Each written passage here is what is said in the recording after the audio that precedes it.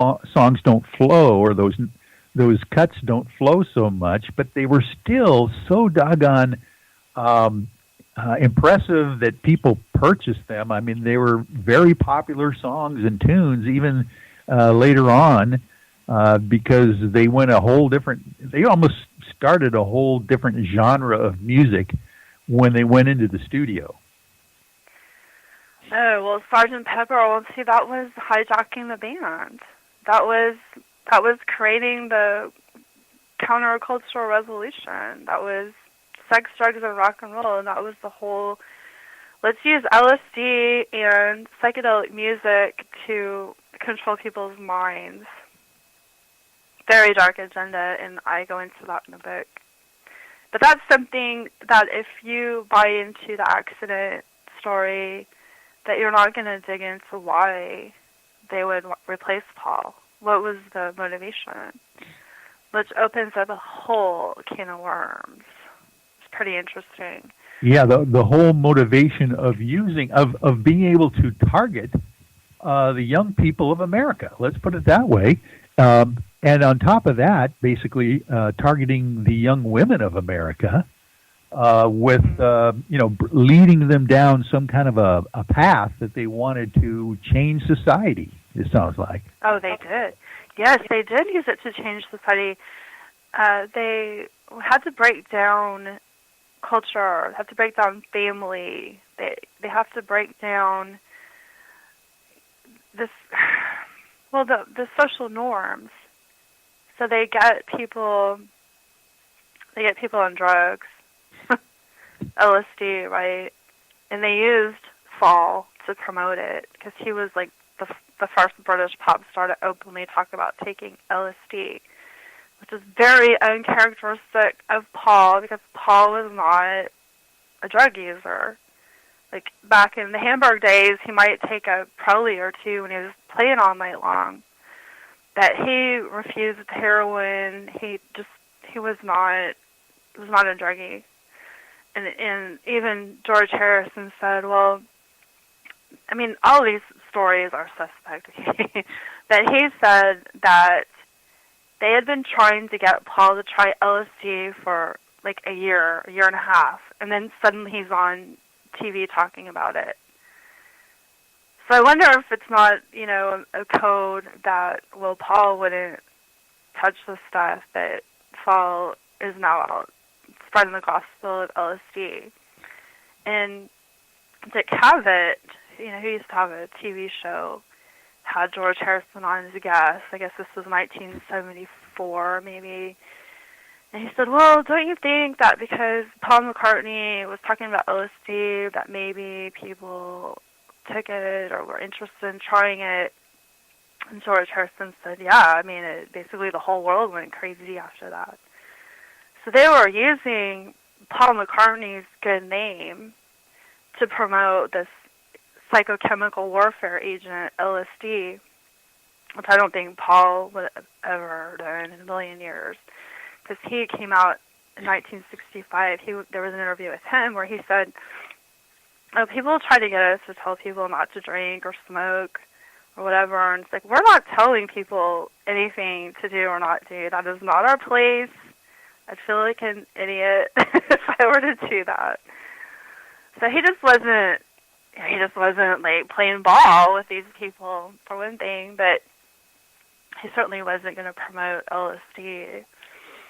So, Yeah. But Saul sure was, and he said that Sergeant Pepper was a drug album, and Lucy in the Sky with Diamonds, people picked up on it that it was LSD. It's code for LSD. Of course. Anyway, Yeah. but Timothy Leary, who was, a CIA asset, admittedly, he was a big proponent of LSD, and he said that combining it with the psychedelic music is like the best brainwashing device the world's ever known. So they very purposely combined the music with the drug in an attempt to control people. People's thinking is not very clear. They're easy to manipulate. They're easy to distract from the Vietnam War or whatever important issues there are. They're just going to you know, staring at their navel all day long. So they basically render the whole peace movement impotent. Yeah. Anyway, so there's like this whole other bigger picture about why this happened, why it was important. Right. Yeah. Well, and by the way, we've got about probably 8 minutes left of the show. We're going to probably get out of here just 2 minutes before the top of the hour. But there's been also some clues from the other Beatles, right, about what happened in this situation with Paul McCartney, or there's also been rumors that the other Beatles, some of them, have been replaced as well. Yeah, actually, that is my opinion, that all of them were replaced by Sgt. Pepper. All of them? Oh, my gosh. All of them, yes. Well, when you study this for, well, it's more than 10 years, because I started studying the Beatles back in the 80s, off and on, but I was reading biographies and all that stuff. But once you really start to watch them and how they interacted with each other and their sense of humor and their musical ability, and then everything changed in '67 with Sgt. Pepper. They stopped touring, and those guys love to play live. Saul will say, oh, well, we stopped touring because we couldn't stand the screaming and we couldn't hear ourselves. Well, you go back and you listen to Paul McCartney's interviews, and he loved the screaming. He said, we love it. It's like a football game, and everybody's enjoying themselves, and he would go out there and even get them riled up. Like, clap your hands and stamp your feet, and he was encouraging them. So, that's all BS, so they couldn't stand the screaming. That's revisionist history BS. Yeah. So if you really know the Beatles, then you can start seeing, they're not going to play anymore. Well, they're not going to play live anymore because Saul couldn't hack it, basically. Or they were afraid that people would notice. And people did. I mean, they tried to keep Saul out of the public eye. Paul had bought a farm in Scotland, Campbelltown, Scotland, shortly before he disappeared. And he's like, oh yeah, I bought it basically like a for tax reasons. And he loved London. He just bought a house in London. He had no intention of ever, living anywhere but England. Well, guess what? He disappears. Saul steps in. Saul is moved to that remote farmhouse out of the public eye.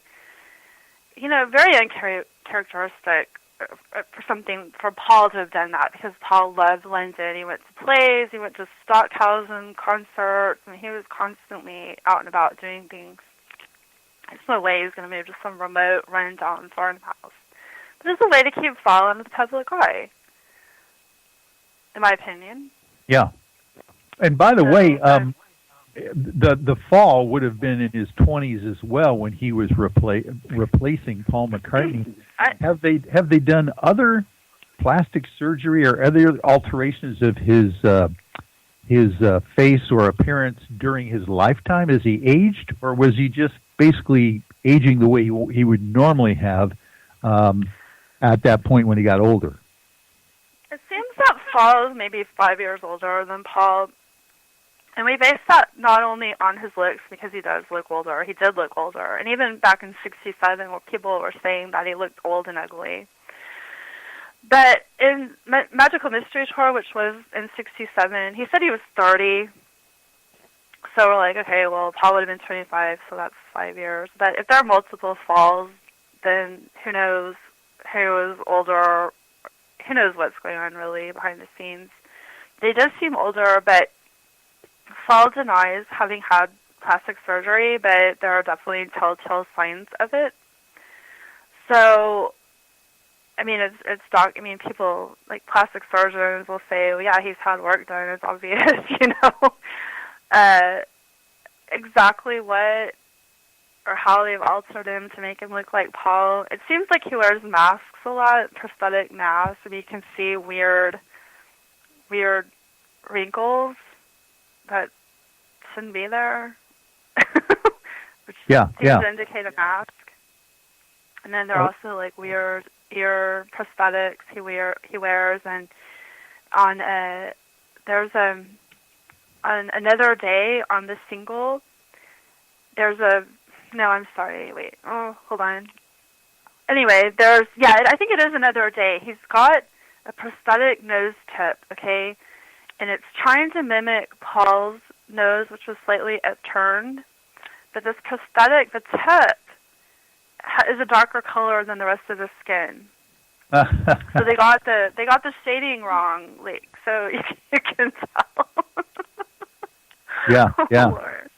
Well, now we have just talked about, from your book, Tina, the forensic evidence that you've come across in your 10 years of research to show that Paul McCartney, or this person that's appearing to all of us at this point as Paul McCartney, might not be the guy because of voice print analysis, for one thing. That's a scientific investigation tidbit.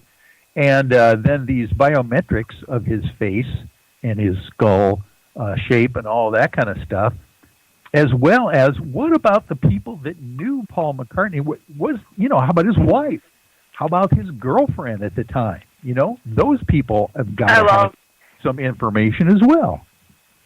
Well, Jane Asher was Paul's girlfriend, longtime girlfriend, and she has refused to talk ever about her relationship with Paul since all that went down.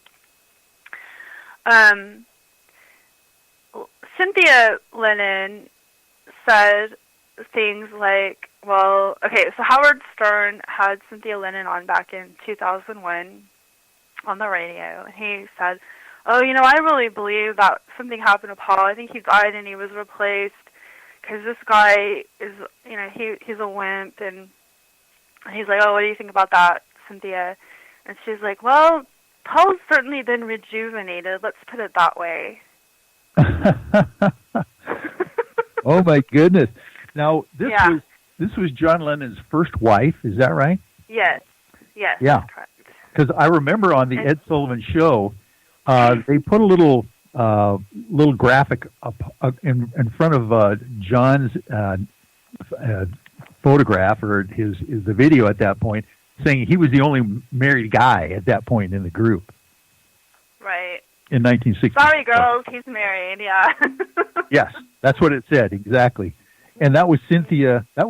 His wife at that point, mentioning something different about the Paul McCartney of late. Yeah. Yeah, and she also said in her book, A Twist of Lennon, that 1966 to 1967 was a time of great mental and physical change for the Beatles. Oh, my goodness. Now, isn't that interesting? Yes. So, some of the things you have to read between the lines, but Ringo Starr came out in 2011 and said that he was the last remaining Beatle. Yeah, I remember that. That was a big deal. And how did people react to that when he said it? Well, of course, all of us who are researching it, we latch onto it. But I don't know, the people just ignore things like those. They just don't. It's like water off a duck's back. They just don't. They don't incorporate it at all. Yeah, it's just outside of their paradigm. That's for sure. Well, we've only got a few minutes. I mean, my book is like 10 years of research, and really it's overkill as far as proving that this guy is an imposter. But it's like you have to beat the people over the head with this because they just can't seem to get it. Well, that's what it sounds like your book is doing, Tina. This is, tell us again the title and where the heck people can get this thing in their own hands and read all this forensic information and research that you've done. It's called Plastic Maca, The Secret Death and Replacement of Beatle Paul McCartney by Tina Foster, and it's on Amazon. And, tell us about the Maca and how to spell that so people can find it. Okay, Maca, M-A-C-C-A, is what the British call McCartney. It's short for McCartney. Ah. But You know that song "Substitute" by The Who? It's